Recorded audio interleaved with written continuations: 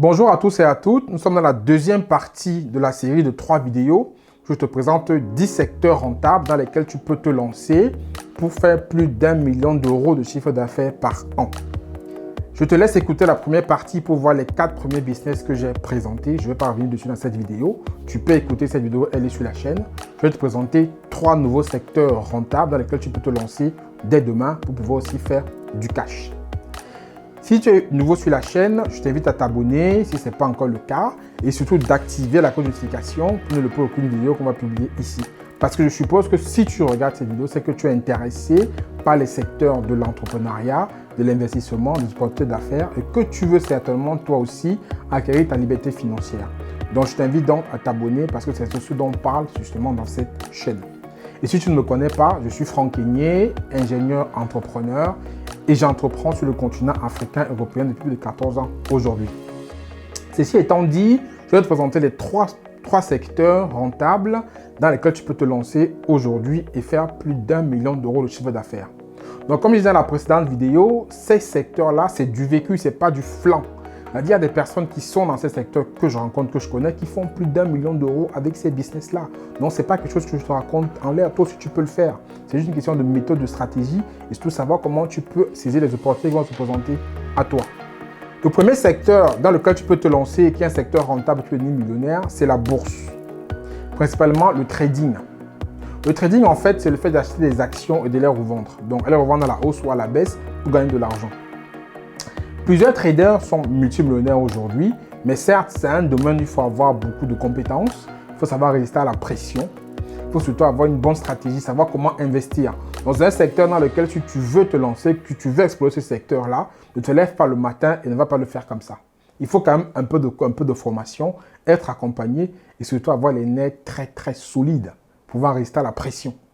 Moi, je connais des traders aujourd'hui qui font des centaines de milliers d'euros par an, mais c'est des personnes qui ont des nerfs d'acier en fait. Donc, si tu penses que tu es capable de supporter la pression, il faut voir quel est ton niveau d'exposition au risque. Il y a plusieurs paramètres que tu dois considérer si tu veux explorer ce secteur. Je ne te conseille pas de te lancer dedans comme ça, comme ça parce que tu as entendu parler. Forme-toi si ça t'intéresse, vas-y avec les armes qu'il faut pour réussir. Et si vraiment tu es bien armé, tu as la bonne stratégie, tu es bien accompagné, je t'assure que tu feras des centaines de milliers d'euros par mois et tu pourras facilement faire plus d'1 million d'euros de chiffre d'affaires par an en faisant du trading. Le deuxième secteur rentable dans lequel tu peux te lancer aujourd'hui pour gagner plus d'1 million de chiffre d'affaires par an, c'est l'immobilier. L'immobilier, en fait, il y a deux façons de faire l'immobilier. Il y a l'immobilier traditionnel, l'investissement locatif traditionnel, c'est-à-dire tu achètes un appartement, tu le mets en location avec un locataire qui te verse un loyer tous les mois et ton truc tourne. Ça, c'est le traditionnel. Après, il y a la façon de faire l'immobilier de façon entrepreneuriale, donc être un entrepreneur dans l'immobilier. Donc pour ça, tu vas acheter un bien que tu vas louer à un locataire qui va te payer un loyer par mois. Là, tu vas prendre les choses d'une façon différente. Ce n'est que comme ça que tu peux faire de l'argent dans l'immobilier. C'est-à-dire, en fait, tu vas aborder l'immobilier comme un produit, c'est-à-dire pour pouvoir te faire de l'argent. Et pour ça, il y a plusieurs stratégies qui existent. Généralement, tu achètes un bien ancien que tu rénoves. Après, tu peux le découper en plusieurs biens que tu vas peut-être louer en colocation ou louer à plusieurs personnes ou même louer à la journée, voire la semaine, voire au mois. Donc, tu abordes vraiment ça d'une façon où tu vas maximiser la rentabilité de ton bien. Et pour maximiser sa rentabilité, là, tu es obligé en fait d'adopter les stratégies d'entrepreneur pour le faire. Comme je t'ai expliqué, cette stratégie, c'est d'abord d'acheter un bien ancien, pas un bien nouveau, de le rénover et après de le diviser. Généralement, c'est le diviser. Ce qu'on appelle souvent ça des immeubles de rapport où tu peux acheter aussi un appartement qui est grand que tu divises. Et plus tu vas diviser et plus tu vas le louer sur des courtes périodes, plus tu vas faire beaucoup plus d'argent. Donc, tu vas pouvoir générer beaucoup de cash en abordant ces stratégies pour l'investissement immobilier. Le troisième secteur rentable dans lequel tu peux te lancer toi aussi et devenir millionnaire en euros, c'est l'e-commerce. Il y a deux façons de faire l'e-commerce. Il y a l'autre façon qu'on appelle le dropshipping, donc les dropshippers. Le dropshipping consiste en fait à créer une boutique virtuelle et de pouvoir vendre des produits qu'on n'a pas. C'est-à-dire tu achètes des produits chez un fournisseur qui va les livrer directement sur celui qui a acheté sans passer par ton canal, sans passer par ton magasin de stockage en fait. C'est-à-dire aujourd'hui, les sites qui ont très bien marché pour le e-commerce, il y a AliExpress qui a très bien marché. Donc sur AliExpress, que faisaient les dropshippers? Les dropshippers vont sur AliExpress, ils voient un fournisseur qui est en Chine, Ce fournisseur qui est en Chine a un produit qui intéresse peut-être des personnes qui sont en France. Donc, le dropshipper va contacter ce fournisseur en Chine. Il va acheter le produit en Chine. En fait, il va contacter ce fournisseur en Chine. Il va mettre ce produit sur son site internet, mais il n'a pas le produit. Et c'est quand le client achète le produit sur son site internet qu'il passe la commande à la personne sur AliExpress qui est en Chine. Et le fournisseur chinois envoie le produit directement au client. Donc, ça veut dire que la personne a un site internet et il a un produit qui n'a pas en stock. Toi, que le client, tu es intéressé par le produit, tu l'achètes. Et après, celui qui a le site internet achète le produit chez le fournisseur qui te livre directement. C'est ça le dropshipping en fait. C'est-à-dire, on te vend un produit qu'on n'a pas en stock et c'est un fournisseur qui te livre d'un pays ou même peut-être de la France, livre d'un pays étranger directement chez toi. Mais aujourd'hui, le dropshipping, pour te dire vrai, ça marche moins bien qu'il y a quelques années. Ceux qui ont commencé le dropshipping au début sont des millionnaires aujourd'hui, ça a très bien marché. Mais aujourd'hui, quand on le veut ou pas, tout le monde a accès à l'information et ça marche moins bien. Ce n'est pas ce que moi je te recommanderais de faire. Moi, je propose de partir vraiment sur du e-commerce, d'avoir ton propre shop, ce qu'on appelle ta propre boutique.